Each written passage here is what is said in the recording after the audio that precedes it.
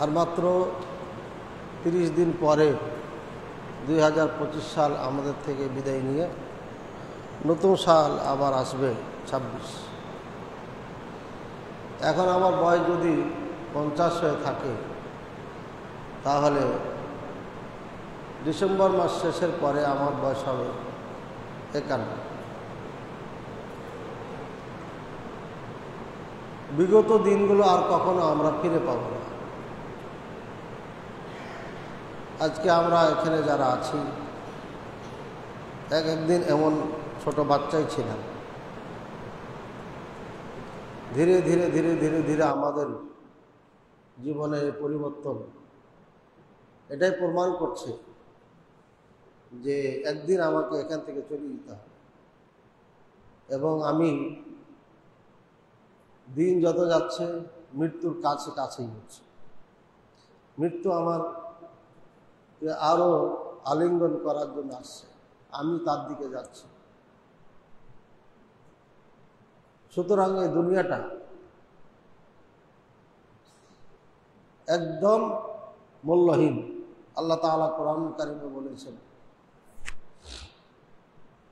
কুল্লু নাফসিন যায়িকাতুল মাউত ওয়া ইন্নামা তুওয়াফাউনা উজুরাকুম ইয়াওমাল কিয়ামাহ ফামান যুহযিহা আনিন নারি ওয়া উদখিলাল জান্নাতা ফাকাদ ফাজ ওয়া মাল হায়াতুদ দুনিয়া ইল্লা মাতাউল গুরুর। আয়াতের অর্থ হচ্ছে প্রত্যেকটি আত্মা মৃত্যুর স্বাদ গ্রহণ করে। কুল্লু নাফসিন যায়িকাতুল মাউত, প্রত্যেকটি আত্মা মৃত্যুর স্বাদ গ্রহণ করবে। এরপরে আল্লাহ বলছেন, ওয়া ইন্নামা তুওয়াফাউনা উজুরাকুম ইয়াওমাল কিয়ামাহ, নিশ্চয়ই তোমাদেরকে পূর্ণ বেনিফিট মজুরি পাওনা দেওয়া হবে কিয়ামতের দিন। ফামান যুহযিহা আনিন নার, যে ব্যক্তি জাহান্নাম থেকে বেঁচে যাবে, মুক্তি পেয়ে যাবে, ওয়া উদখিলাল জান্নাহ, এবং জান্নাতে প্রবেশ করানো হবে, ফাকাদ ফাজ, সে ব্যক্তি কামিয়াব। এরপরে আল্লাহ তাআলা বলছেন, ওয়ামাল হায়াতুদ দুনিয়া ইল্লা মাতাউল গুরুর। এই দুনিয়াটা কিচ্ছু না, দুনিয়াটা হচ্ছে আপনার ধোঁকার সম্পদ। আমরা যাহা কিছু দেখছি এই দুনিয়ায় সবই ধোঁকা। কেমনে? আজকে এই মুহূর্তে যদি আমি মরে যাই, আপনি মরে যান, এখানে আমার সাথে হাতে ঘড়ি আছে, সুন্দর পোশাক আছে, মাথায় রুমাল টুপি আছে, এইগুলো কিছুক্ষণের মধ্যে এটা খুলে নেওয়া হবে, একটা কাপড় দিয়ে ঢেকে দেওয়া। শুধু একটা কাপড়, সাদা কাপড় আমার সাথে যাবে, সেটা জয় গজি হোক আর জয় মিটারি হোক। আমার গাড়ির চাবি, এই চাবিটা আমার কাছে থাকবে না, এই চাবিটার মালিক আরেকজন হয়ে যাবে। এই গাড়িটা আরেকজন ড্রাইভ করবে, নিয়ে যাবে, মালিক পরিবর্তন হয়ে গেল। এরপরে আমাকে বাসায় নিয়ে যাওয়ার পর আমি যে বেডে শুয়েছিলাম, খুতবা দেওয়ার আগে রেস্ট করছিলাম, সবাই আমাকে সম্মান করছিল, সালাম দিচ্ছিল, ওই বেডে আমাকে নিয়ে যাবে। কাউকে নিয়ে যাবে? এখানে যদি মরে যান, কেউ মরে যায়, তাকে কি নিয়ে যায় আবার খাটের মধ্যে শোয়াবে, যে খাটে আমি থাকতাম? সব দেখেন, যেই স্ত্রী, যেই ছেলে মেয়ে সন্তানের জন্য এত কিছু করলাম, জমি নিয়ে মারামারি, কাটাকাটি, গন্ডগোল, দিনের পর দিন, মাসের পর মাস, যুগের পর যুগ, প্রতিবেশীর সাথে কথাবার্তা হয় না, চলাফেরা হয় না, ভাইয়ের সাথে হয় না, বোনের সাথে হয় না, আত্মীয় স্বজনের সাথে হয় না, একজন আরেকজন ছিন্ন বিচ্ছিন্ন করলাম। সেই বাড়িটা আজকে আমার আপনার কাউরে নেই। সেই বেডটা, যে বেডটা আমি খুব শখ করে বানাইছিলাম, সেটাও আমার না, ওখানে আমাকে কেউ উঠাবে। সব থেকে প্রিয় মানুষগুলো আজকে আমাকে কোথায় রাখবে? বলবে কিছুক্ষণের জন্য গাড়িটা বাইরে রাখো, আর আমাকে ওই গাড়ির জায়গাখানে রাখবে, পার্কিং রুমে রাখবে, বলবে এটাই জায়গা। যদি কেউ বারান্দায় রাখে, কেউ যদি রুমের ভিতরে রাখে, বলবে এখানে রাখো, মানুষজন আসছে, দেখতে চাচ্ছে। আপনাকে দেখার জন্য জীবদ্দশায় ভিতরে যেত, সোফা সেট ছিল, এসি ছিল, ফ্যান ছিল, সব কিছু ছিল। আপনাকে দেখার জন্য গেলে তাকে আপ্যায়ন করতে এই বাড়ির মানুষ। এই বাড়ির মানুষ আপনাকে আর আপ্যায়ন করবে না। এই বাড়ির মানুষগুলো আমার জন্য যারা এসছে, আপনার জন্য যারা এসছে, তাদেরকে আর ঢুকতে দিবে না। আমাকে বের করে গাছতলে রাখবে, আর না হলে পারে পার্কিংয়ে রাখবে, ওখানে মানুষ দেখে ওখান থেকে বিদায় নেবে। এই তো আমার জন্য। ওমাল হায়াতুদ দুনিয়া ইল্লা মাতাউহা, এটা ধোঁকা, এই দুনিয়াটা ধোঁকা। আল্লাহ দুনিয়ার ক্ষেত্রে বলছে ওমাল হায়াতুদ দুনিয়া, দুনিয়ার জীবন। অন্য আয়াতের মধ্যে বলেছেন আল্লাহ তাআলা মা হাযিহিল হায়াতুদ দুনিয়া ইল্লা কালিলা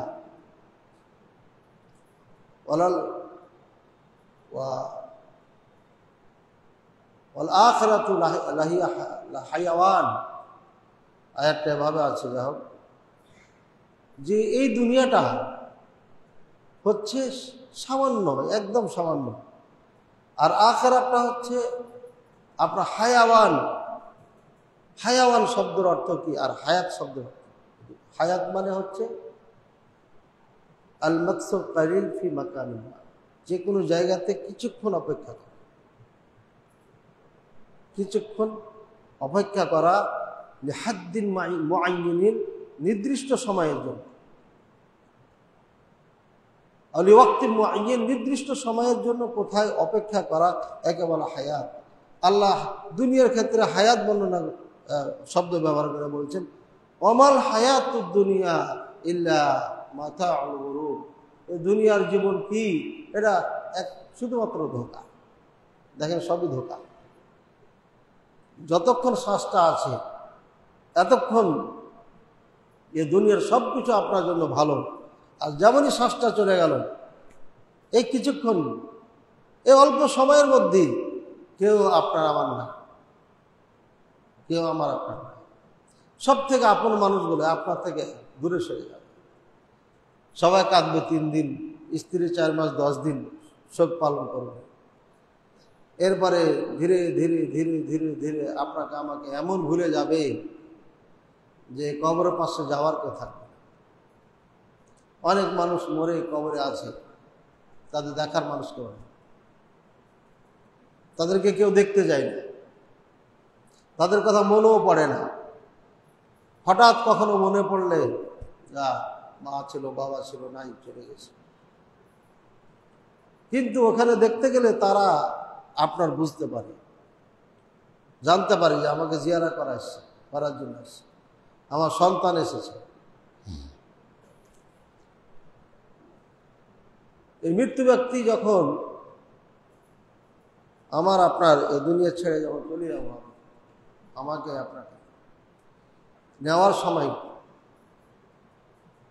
ফেরেশতা আসবেন। এরপরে আমাদেরকে কবরের মাঠে, কবরে নিয়ে যাওয়া হবে। কবর থেকে, কবরে একটা জগৎ, এটাকে হায়াতে বারজাখিয়া বলা হয়। এই জীবনটা আমাদের পার করতে হবে।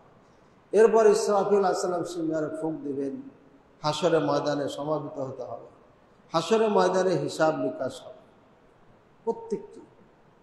এই যে আমি কথা বলছি, এই কথারও হিসাব হবে। যদি এখানে কোনো ফলস কথা থাকে, ফল্ট থাকে, এটা হিসাব নিতে হবে। আমি যদি কোরআন সুন্নাহর অপব্যাখ্যা করি, তাহলে এটারও আমাকে জবাবদিহি করতে হবে। প্রত্যেকটি কথা, মা ইয়ালফিযু মিন লাদাইহি ইল্লা রাকিবুন আতীদ, এই মুখ থেকে যা বের হয় সব কিছু একদম আমার শিরারগের সাথে যে ফেরেশতা বসে আছে ও লিপিবদ্ধ করতেছে। একটি কথা না, আজকে আমরা মৃত্যুকে আমাদের ভয় লাগে। আর সালেহীন নেক মানুষ যারা, মৃত্যুকে তারা খুব আপন মনে করত। মৃত্যুকে তারা আলিঙ্গন করার জন্য অপেক্ষায় থাকত, কখন মৃত্যু হবে আমার, আর কখন আমি আমার বন্ধুদের সাথে মিলিত হতে পারব। আসল বন্ধুকে, মানুষের মধ্যে আসল বন্ধুকে বলতে পারবেন? আসল বন্ধু হচ্ছে নবীগণ, সিদ্দিকিন, শুহাদা ও সালেহিন। রাসূলুল্লাহ সাল্লাল্লাহু আলাইহি ওয়াসাল্লাম মৃত্যুসজ্জায় মা আয়েশা রাদিয়াল্লাহু আনহা বলছেন, মাতান নবী সাল্লাল্লাহু আলাইহি ওয়াসাল্লাম ওয়া কানা রাসুহু বাইনা হাকিরাতি ওয়া যাকিরাতি। রাসূলুল্লাহ সাল্লাল্লাহু আলাইহি ওয়াসাল্লাম যখন মারা যান, তখন তার মাথা আমার এই থুতনি আর আমার এই সিনা এর মাঝে ছিল। মানে মা আয়েশা রাদিয়াল্লাহু আনহা পায়ের ওপরে, কোলের ওপরে মাথাটা ছিল। জিবরাইল আলাইহিস সালাম আসলেন, মালাকুল মউত উপস্থিত, বলছে, হে আল্লাহ রাসূল সাল্লাল্লাহু আলাইহি ওয়াসাল্লাম, আল্লাহর পক্ষ থেকে আপনি বাণী গ্রহণ করুন। কি? ইসমাসি, আপনি যতদিন চান ততদিন বসবাস করেন এই দুনিয়াতে, কোনো বাধা নেই। এর আগে রাসূলুল্লাহ সাল্লাল্লাহু আলাইহি ওয়াসাল্লাম একবার খুতবায় বলেছিলেন, বক্তব্য দিতে গিয়ে বলেছিলেন, খুয়্য়িরাল আবদু বাইনাদ দুনিয়া ওয়াল আখিরাহ, আও কামা ক্বালা আলাইহিস সালাতু ওয়াস সালাম। আল্লাহ তাআলা একজন বান্দাকে, তার বান্দাকে আপনার দুটো অপশন দিয়েছে, যে তুমি দুনিয়ায় থাকবে না আখিরাতে চলে আসবে, পরকালে জীবনে চলে আসবে। ফাখতার আল আব্দুল আখির, তো সে বান্দা আখিরাতকে প্রাধান্য দিয়েছে। এই ওয়াজ করার সাথে সাথে আবু বকর রাদিয়াল্লাহু আনহু কাঁদতেছে। অন্যান্য সাহাবায়ে কেরাম বলছেন, আশ্চর্য, একজন বান্দার কথা রাসূলুল্লাহ সাল্লাল্লাহু আলাইহি ওয়াসাল্লাম বলছেন, সে আখিরাতকে প্রাধান্য দিয়েছে, গ্রহণ করেছে দুনিয়ার তুলনায়, এটা তো ভালো কথা, কাদার কি আছে? আবু বকর রাদিয়াল্লাহু আনহুকে জিজ্ঞাসা করছেন, আপনি কাঁদলেন কেন? আবু বকর রাদিয়াল্লাহু আনহু বললেন, যেই বান্দাকে আল্লাহ তাআলা অপশন দিয়েছিলেন দুনিয়াতে থাকার অথবা আখিরাত গ্রহণ করা, সে বান্দা হচ্ছেন মুহাম্মদ সাল্লাল্লাহু আলাইহি ওয়াসাল্লাম নিজে। আল্লাহ সাল্লাল্লাহু আলাইহি ওয়াসাল্লাম সাদাকা বিয়া রাসূলুল্লাহ সাল্লাল্লাহু আলাইহি ওয়াসাল্লাম মৃত্যুর আগ মুহূর্তে উম্মতকে ভুলে নাই। রাসূলুল্লাহ সাল্লাল্লাহু আলাইহি ওয়াসাল্লাম মৃত্যুর আগ মুহূর্তে দুটা নসিহত করেছিলেন। কয়েকটা নসিহত ছিল, তার মধ্যে দুটা ইম্পর্টেন্ট, একদম শেষে যেটা বলেছিলেন, বলছেন যে আসসালাহ আসসালাহ আসসালাহ আসসালাহ, নামাজ নামাজ নামাজ, ওমা মালাকাত আইমানুকুম, এবং তোমাদের গনিমতের মাল হিসাবে পেয়ে যাওয়া দাসী, এদের মা বাপ নাই, এদের কোনো ক্ষমতা নাই, এদের পাশে দাঁড়ানোর কোনো মানুষ নাই, এদের বংশ নাই, কিচ্ছু নাই। সুতরাং যে ক্রয় করে নিয়েছে অথবা যে সৈনিকে ভাগে পেয়েছে কোনো একটা নারীকে বা কোনো একটা পুরুষ মানুষকে, এই লোকটার উপরে সে যে কোনো জুলুম নির্যাতন করতে পারে। তাই রাসূলুল্লাহ সাল্লাল্লাহু আলাইহি ওয়াসাল্লাম তাদেরকে বলেন নাই, অর্থাৎ রাসূলুল্লাহ সাল্লাল্লাহু আলাইহি ওয়াসাল্লাম বড়দেরকেই স্মরণ করেছেন। এমন সব থেকে মাজলুম যারা নির্যাতিত, তাদেরকেও রাসূলুল্লাহ সাল্লাল্লাহু আলাইহি ওয়াসাল্লাম বেশি মনে রেখেছেন। রাসূলুল্লাহ সাল্লাল্লাহু আলাইহি ওয়াসাল্লাম এই দুনিয়া থেকে চলে যান। রাসূলুল্লাহ সাল্লাল্লাহু আলাইহি ওয়াসাল্লাম মৃত্যু যন্ত্রণা যেটা ছিল, সেটা এত কঠিন ছিল। মা আয়েশা রাদিয়াল্লাহু আনহা বলছেন, এই কয়েকদিন আগে পড়াইলাম আবু দাউদে কোথায় যেন, যে রাসূলুল্লাহ সাল্লাল্লাহু আলাইহি ওয়াসাল্লামের মৃত্যু যন্ত্রণা আমি দেখার পর থেকে আর কখনো কাউরি মৃত্যু নিয়ে কোনো কথা বা চিন্তা করতাম না। আমাদের সমাজের মধ্যে আছে, এই অমুকের তো জান যাচ্ছিল না, অনেক কষ্ট হচ্ছিল, এই বহুদিন বিছানায় পড়ে থাকলো অসুস্থ হয়ে, এই ওই। এটা দুটা জিনিস, দুটা।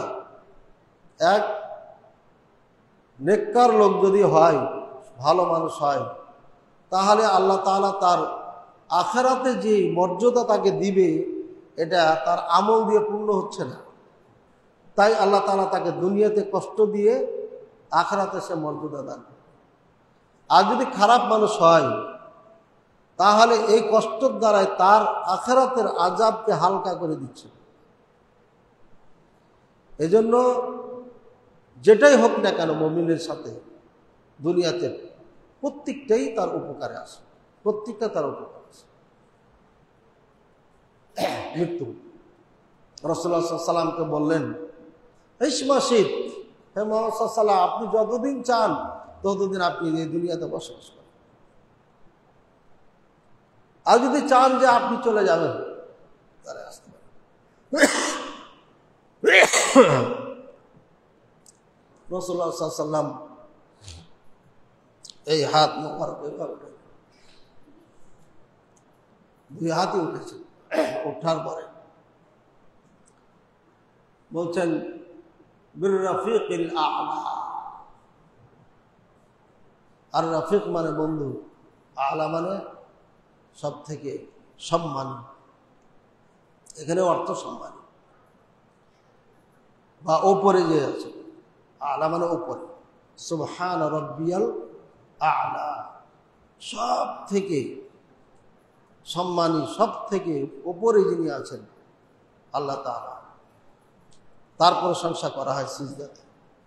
তো এখানে আর রফিকুল আ'লা মানে ওপরে যে আমার বন্ধুরা আছে, অর্থাৎ আদম আলাইহিস সালাম থেকে নিয়ে যত নবীগণ আছেন, সালেহিন আছেন, শুহাদা আছেন, সিদ্দিকিন আছেন, এগুলোকে বুঝিয়েছেন।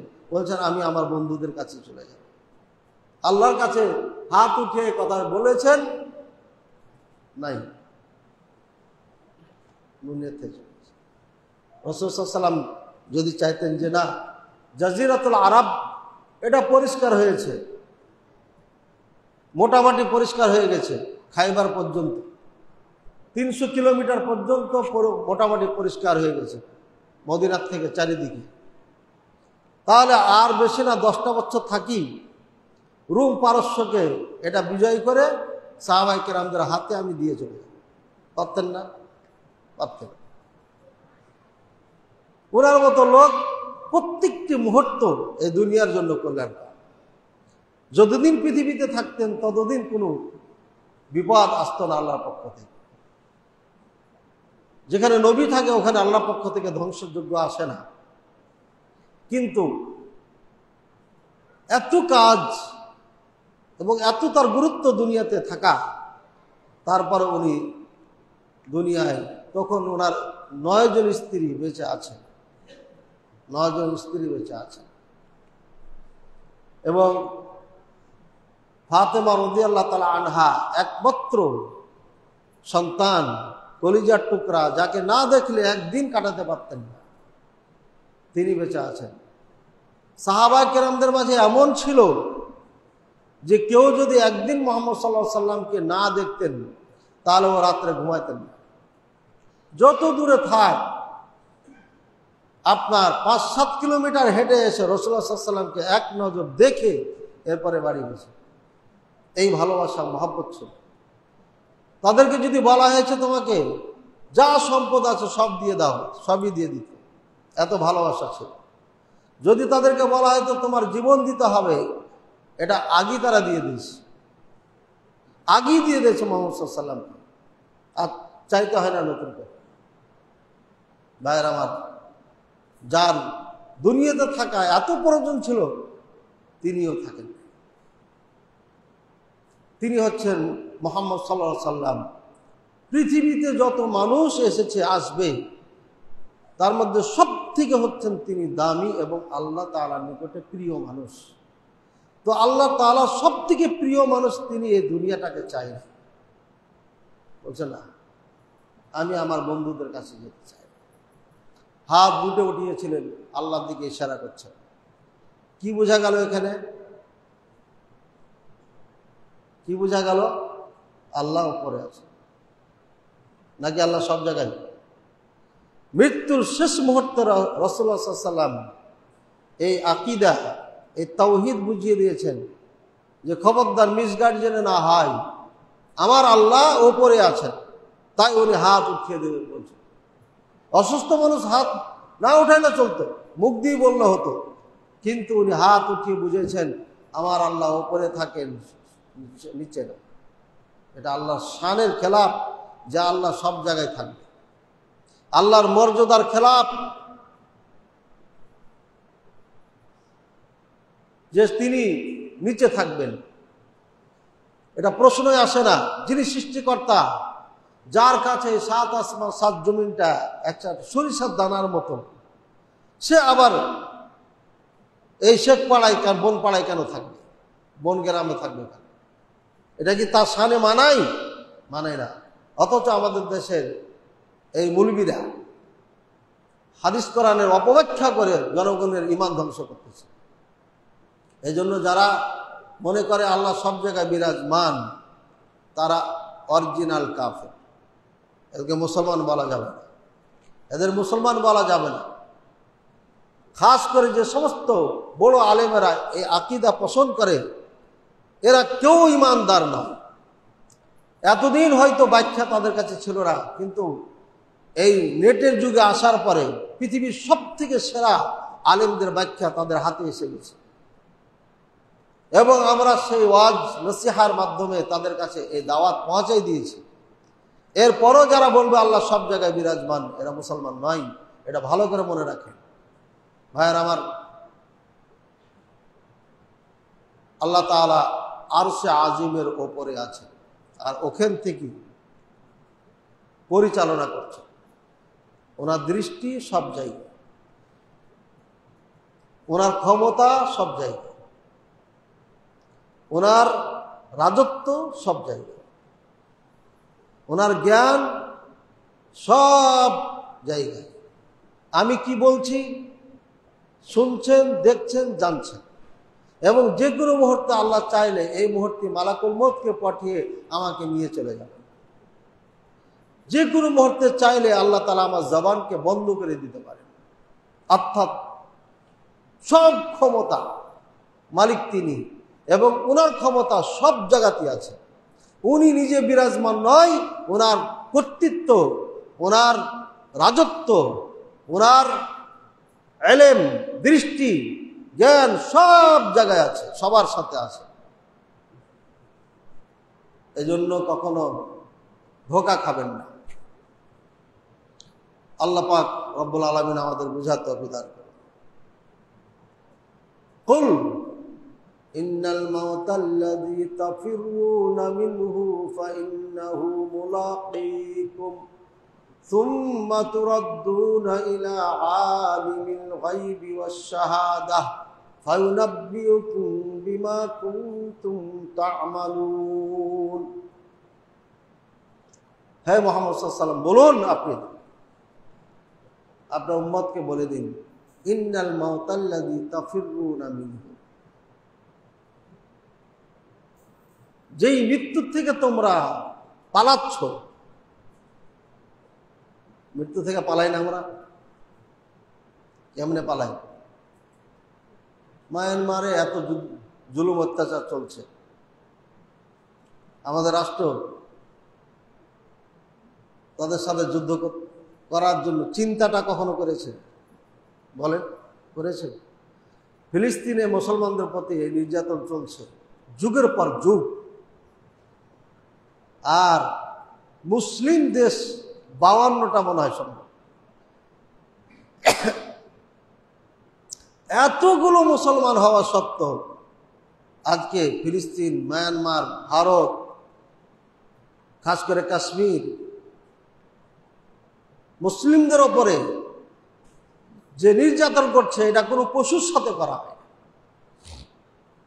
এবং নির্যাতনের নমুনা আমাদের বিগত সরকার কিছু দেখাই গেছে।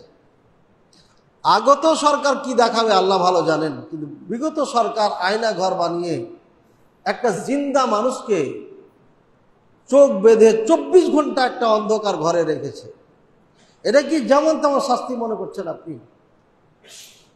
ছোট্ট একটা কবরের মতো ঘরে অন্ধকারের ভিতরে চোখ বন্ধ করে তাকে যে কি খাওয়াইছে আল্লাহ ভালো জানে। খাওয়ার সময় চোখটা খুলে নাই। আমার মনে হয় এসকনের মালাউনেরা, এই শয়তানগুলো এই বড় বড় ঘাটিতে বসে আছে, এরা হয়তো শোয়ারের গোস্ত খাওয়াইছে, যাদের ভিতরে যে ইমানি পাওয়ার আছে এটা ধ্বংস। খুবই দুঃখ লাগে আমাদের যে এই মিডিয়ার যুগে এসকন একটা স্পষ্ট জঙ্গি সংগঠন।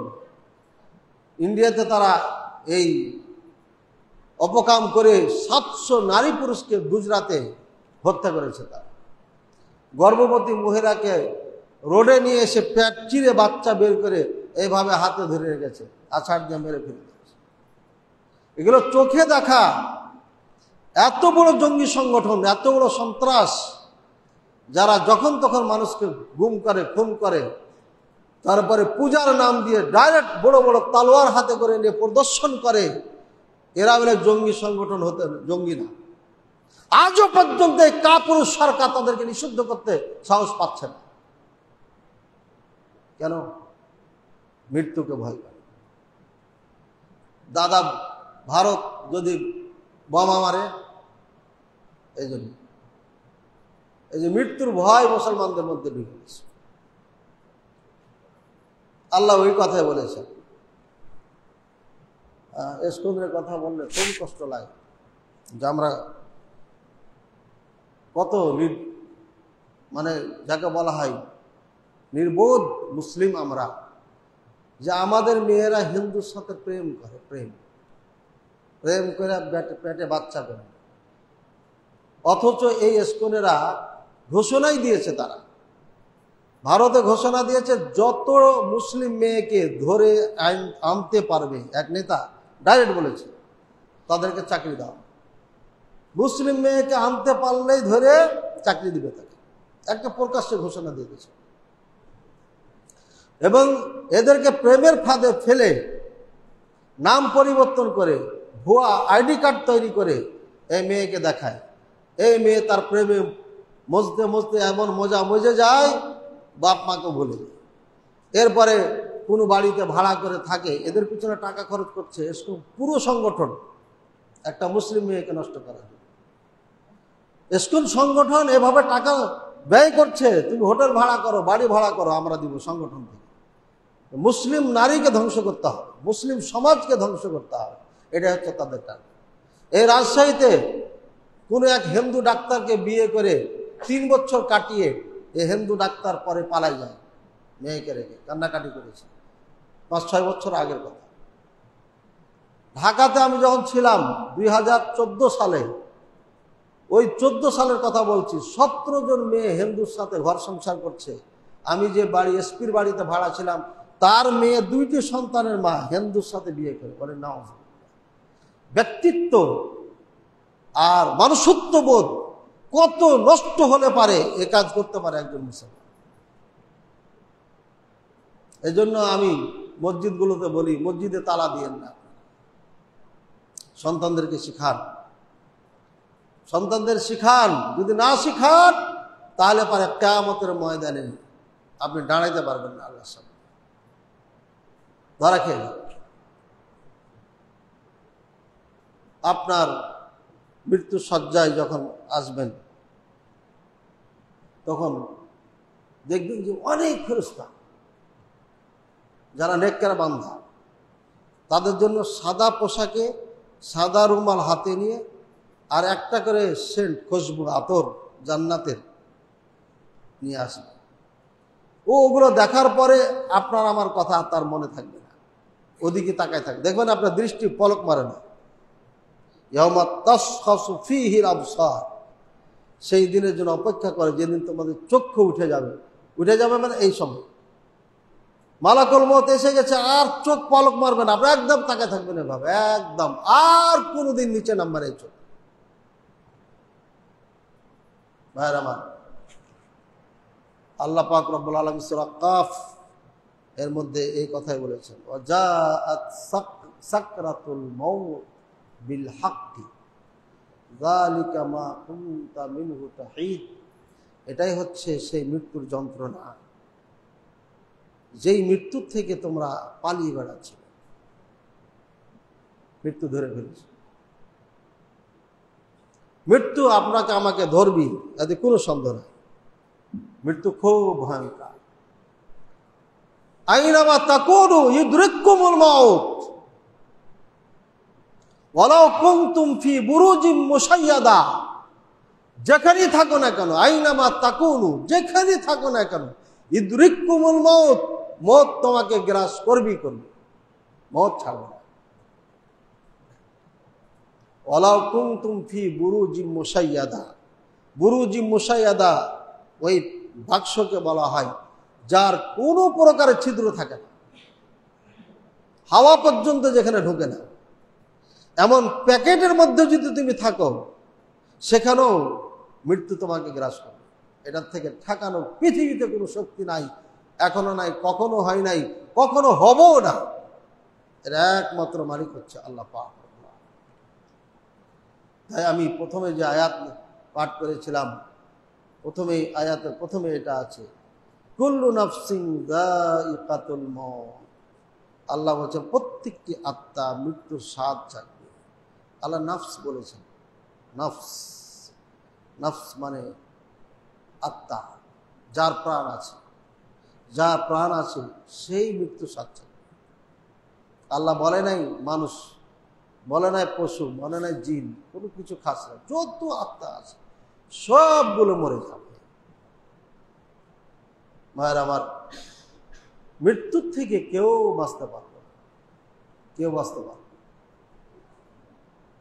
এজন্য মৃত্যুকে ভয় করার কিছু নেই। মৃত্যু হচ্ছে একটা আনন্দদায়ক জিনিস, এটা হলো সুসংবাদ।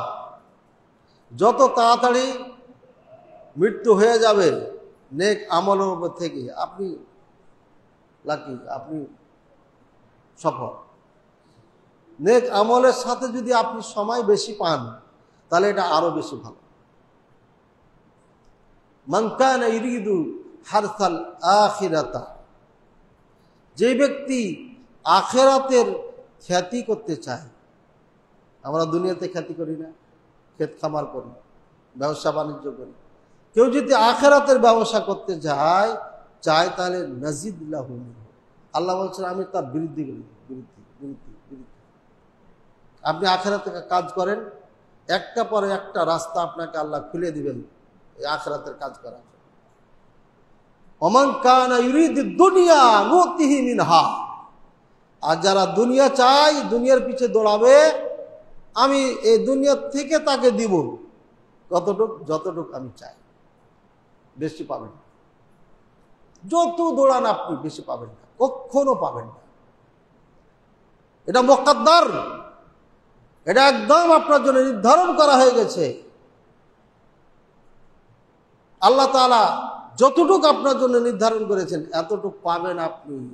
যতই মারামারি কাটাকাটি করেন, যতই ভূমিদস্যু হন কেন, ক্ষমতা দিয়ে দাপট দিয়ে আপনি যাহা কিছু করেন না কেন, লাভ নাই, লাভ নাই ভাই। এই জন্য এই মৃত্যুর আলোচনায়, যেহেতু সময় এখানে সীমিত, কাজে আর সামনে যাওয়া যাচ্ছে না। একটা হাদিস আমি খালি শোনাই আপনাকে।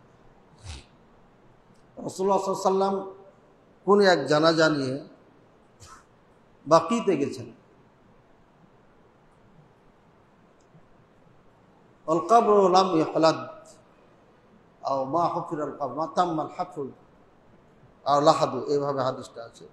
কবর খনন শেষ হয়নি, তখন লাশ রেখে দিয়ে রাসূলুল্লাহ সাল্লাল্লাহু আলাইহি ওয়াসাল্লাম বসে গেলেন, সাহাবায়ে কেরামও বসে গেলেন। এরপরে রাসূলুল্লাহ সাল্লাল্লাহু আলাইহি ওয়াসাল্লাম একটা খড়ি নিলেন, খড়ি, সুম্মা ইয়ানকুতু বিহি আরদা, জমিনকে এভাবে খোদাচ্ছেন। দেখেন কেউ যখন চিন্তা করে খড়ি হাতে নেয় জমিনে, মাথা যখন কাজ করে খড়ি একটা হাতে নেয়, দেখবেন জমিনে এভাবে করে। এরপরে রাসূলুল্লাহ সাল্লাল্লাহু আলাইহি ওয়াসাল্লাম সাহাবায়ে কেরামকে বলতে লাগলেন যে তাআওয়াযু মিন আযাবি নারি জাহান্নাম, এ আমার সাথীরা আল্লাহর কাছে পানা চাও জাহান্নামের আগুন থেকে। তাআওয়াযু মিন ফিতনাতিল মাসিহিদ দাজ্জাল, হে আমার সাথীরা দাজ্জালের ফিতনাত থেকে আল্লাহর কাছে পানা চাও। তাআওয়াযু মিন ফিতনাতিল মাহইয়া ওয়াল মামাত, হে আমার সাথীরা তোমরা জীবন এবং মৃত্যুর ফিতনাত থেকে আল্লাহর কাছে পানা চাও। এরপরে আবার বললেন তাআওয়াযু মিন আযাবিল কবর, কবরে আযাব থেকে আল্লাহর কাছে পানা চাও। চারটি, এই চারটায় আমরা তাশাহুদে দুরূদ পাঠের পরে পড়ি। আমি এটা আগে পড়ি, আল্লাহুম্মা ইন্নী আউযু বিকা মিন আযাবি নারি জাহান্নাম ওয়া আউযু বিকা মিন আযাবিল কবরি ওয়া আউযু বিকা মিন ফিতনাতিল মাহইয়া ওয়াল মামাত ওয়া আউযু বিকা মিন ফিতনাতিল মাসিহিদ দাজ্জাল। এরপরে আল্লাহুম্মা ইন্নী যালামতু আরো যা আছে। এবং এই দোয়াটা রাসূলুল্লাহ সাল্লাল্লাহু আলাইহি ওয়াসাল্লাম কখনো ছাড়েন না, কিন্তু আমার দাড়ি বের হওয়া পর্যন্ত এই দোয়াটা জানতাম না যে রাসূলুল্লাহ সাল্লাল্লাহু আলাইহি ওয়াসাল্লাম প্রত্যেক সালাতে এই দোয়াটা পড়তেন, চারটি জিনিস থেকে আল্লাহর কাছে পানা চাইতেন। এটা জানতাম না, জানতাম কিন্তু আল্লাহুম্মা ইন্নী যালামতু নাফসি যুলমান কাসীরা। হয়তো আপনারা অনেকেই এটা জানেন, ওটা জানেন না। এটা আবু বকর রাদিয়াল্লাহু তাআলা আনহুকে রাসূলুল্লাহ সাল্লাল্লাহু আলাইহি ওয়াসাল্লাম শিখিয়েছিলেন আর বলছিলেন তুমি এই দোয়াটা পড়িও নামাজে। এটা আমরা গুরুত্ব দিলাম, কিন্তু আসল যে দোয়া, অনেক আলেম বলেছে এটা পড়া ওয়াজিব, অনেকে বলেছেন, সবাই বলেনি আসলে ওয়াজিব না, গুরুত্ব দেওয়ার জন্য তারা বলেছে যে রাসূলুল্লাহ সাল্লাল্লাহু আলাইহি ওয়াসাল্লাম কখনো ছাড়ে নাই, এর মানে একটা উসুল আছে যেটা কখনো ছাড়ে না ওটা ওয়াজিব হয়ে যায়, তাই ওয়াজিব বলেছে। এত গুরুত্বপূর্ণ দোয়া আমরা, আল্লাহু আকবার। সেদিন সমস্ত সাহাবায়ে কেরাম এমনভাবে তার বক্তব্য শুনছিলেন, কাআন্নানাল হাজার, আমরা একদম পাথরের মতো, একদম পাথরের মতো আমরা বসে আছি, কোনো শব্দ নাই, নড়াচড়া নাই। অত্তয়ুর আলা রুসিনা, আর পাখি আমাদের মাথায় বসে আছে। আল্লাহু আকবার। এ হলো সততা, দিন শিখার জন্য, জানার জন্য সাহাবায়ে কেরামের এই আগ্রহ। আর এটা এমন একটা জায়গা, এখানে এক ভাইকে আমরা বিদায় দিতে এসেছি, এখানে আমাকে একদিন আসতে হবে। আমি আজকে হেঁটে এসেছি, এই মুহূর্তে যদি আমার মরে যাই আমাকে কাঁধে করে নিয়ে আসবে মানুষ। এখানে একটা টেনশনের জায়গা, কিন্তু আমরা দেখেছি কবরস্থানে সব থেকে হইচই বেশি হয়। একজন আর একজনের সঙ্গে গল্প, বহুদিন পরে দেখা কবরস্থানে, 10 দিন 20 দিন 1 মাস 2 মাস দেখা হয় না। এখানে সবাই আসে, নামাজি আসে, বেনামাজি আসে, দূর দূরান্তের মানুষ আসে, আত্মীয় স্বজন। বাস সুযোগ পেয়ে গেছে আমরা, হায় রে আমরা মুসলিম, আমাদের কথাই শেষ হয়, এখানে দোয়া করতে হবে। এরপর রাসূলুল্লাহ সাল্লাল্লাহু আলাইহি ওয়াসাল্লাম বলছেন উদউ লি আখিকুম, তোমার ভাইয়ের জন্য দোয়া করো। অন্য জায়গাতে আছে উদউ লি আখিকুম ফাইন্নাহুল আনিসাল, যাকে কবরে রেখে দেওয়া হয়েছে, ঢেকে দেওয়া হলো, এই মুহূর্তে রাসূল সাল্লাল্লাহু আলাইহি ওয়াসাল্লাম বলছেন তোমার ভাইয়ের জন্য দোয়া করো।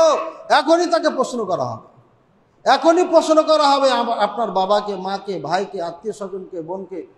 আর আমি গল্প করতেছি, কোনো গল্প চলবে না, কমপক্ষে 1.5 ঘন্টা এখানে দাঁড়ায় দোয়া করতে হবে। কত ঘন্টা? 1.5 ঘন্টা।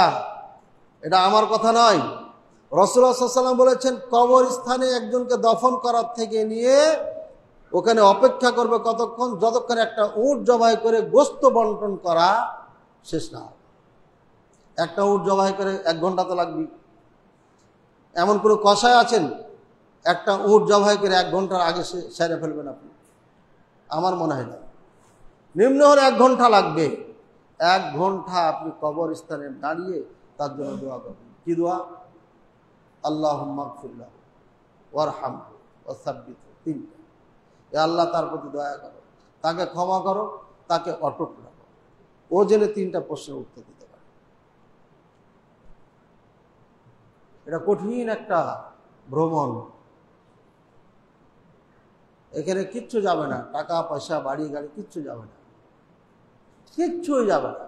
একটা জিনিস যাবে, আমার, শুধু আমলটা যাবে। আজকে আমি বা আপনি সবাই গাড়ি বাড়ি সব কিছু বানাইছি, কিন্তু আমি যদি এখন মরে যাই, আমি কি নিয়ে যাব? কিছু আছে?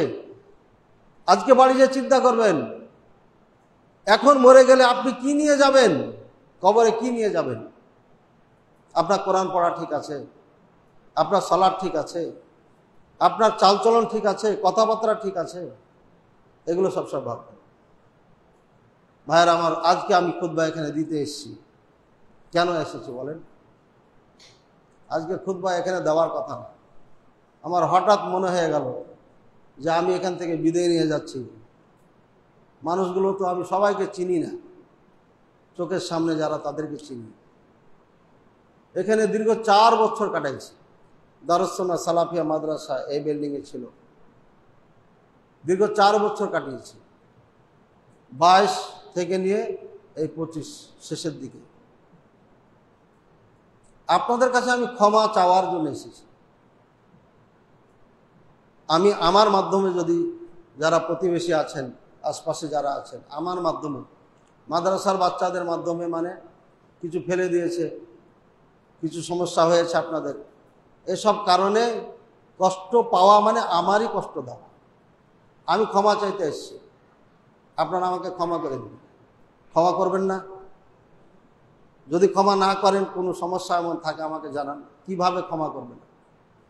একমাত্র শুধু আপনাদের থেকে ক্ষমা চাওয়ার জন্য এসেছি।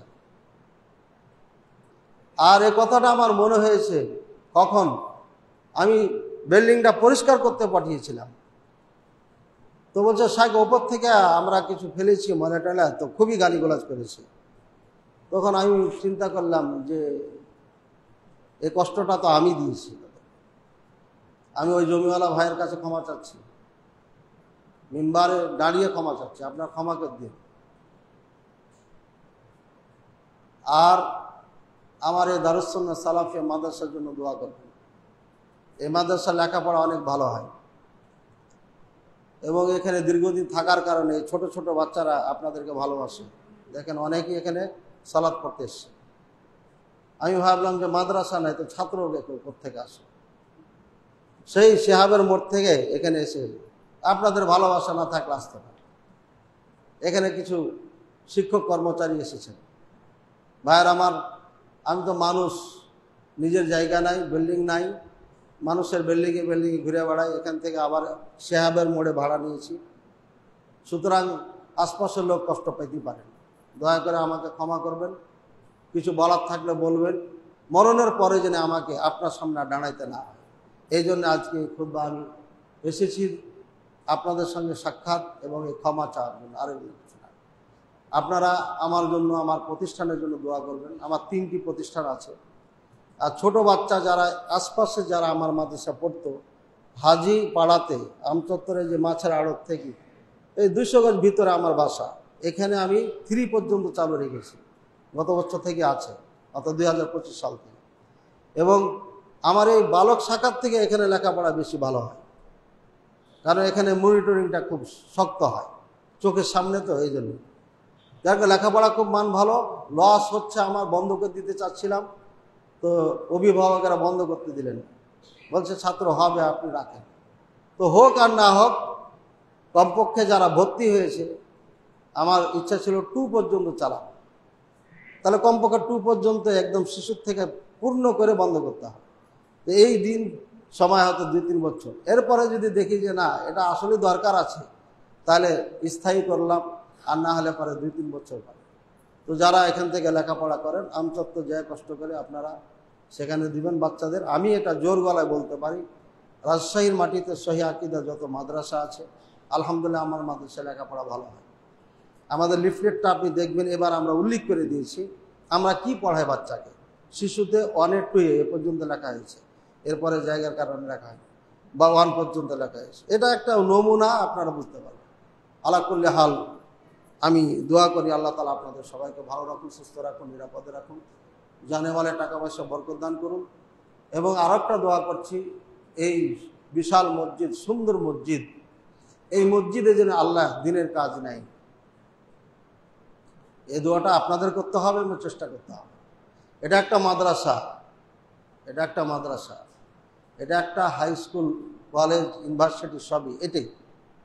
এমন ঘর রাসূলুল্লাহ সাল্লাল্লাহু আলাইহি ওয়াসাল্লাম ছিলই না, এত সুন্দর ঘর ছিলই না। এখান থেকে আবু বকর তৈরি হয়েছে, ওমর তৈরি হয়েছে, ওসমান তৈরি হয়েছে, আলী রাদিয়াল্লাহু তাআলা আনহুম, আশারে মুবাশশিরিন, বদরিন যারা 313 জন, হ্যাঁ, বায়াতে রিদওয়ানের 4000 বা কম বেশি যায়, এই সকল সাহাবায়ে কেরামদের যাদের আজকে এই দুনিয়াতে আর আখেরাতে যাদের আলোচনা হবে, তারাই হচ্ছেন এই ভাঙ্গা মসজিদে আপনার খেজুরের ওপরে খেজুরের আর মাটি, খেজুরের ডাল আর মাটি গাছ আর খেজুরেরই তীর, আর এই মিম্বারও ছিল না, মাটিতে দাঁড়িয়ে একটা খেজুরের গাছে হিলাম দিয়ে খুতবা দিতেন রাসূল সাল্লাল্লাহু আলাইহি ওয়াসাল্লাম। পরে আবার এটা তৈরি করা হলো। এমন অবস্থাতেই এমন সাহাবায়ে কেরাম তৈরি হয়েছে, রোম পারস্যের মতো পরা শক্তিকে তারা নাকানি চুবানি খাইয়া বিদায় করে দিয়েছে। আর সেই স্বাধীন দেশগুলো আমাদের হাত থেকে চলে যাচ্ছে। আল্লাহ তাআলা আমাদের সবাইকে বুঝার তৌফিক দান। আল্লাহ তুমি আমাদেরকে ক্ষমা করো, দয়া করো, আমাদেরকে কোরআন সুন্নাহ ভিত্তিক চলার তৌফিক দান করো। আল্লাহ আখিরাতে জীবনের জন্য যা যা করা দরকার, যা করলে তুমি খুশি হবে, রাজি থাকবে, সেগুলো আমাদের করার তৌফিক দান করো। আখিরাত খারাপ হবে এমন কোনো কথা, এমন কোনো কাজ আমাদের দ্বারা করায় না। আল্লাহ তুমি যেন আমাদের প্রতি সদাই সন্তুষ্ট থাকো, এটাই আল্লাহ তোমার কাছে আমরা চাচ্ছি। ওয়াখির দাওয়ানা আলহামদুলিল্লাহি রাব্বিল আলামিন, সাল্লাল্লাহু আলা নবিয়িনা মুহাম্মদ ওয়া আলা আলিহি ওয়া সাহবিহি।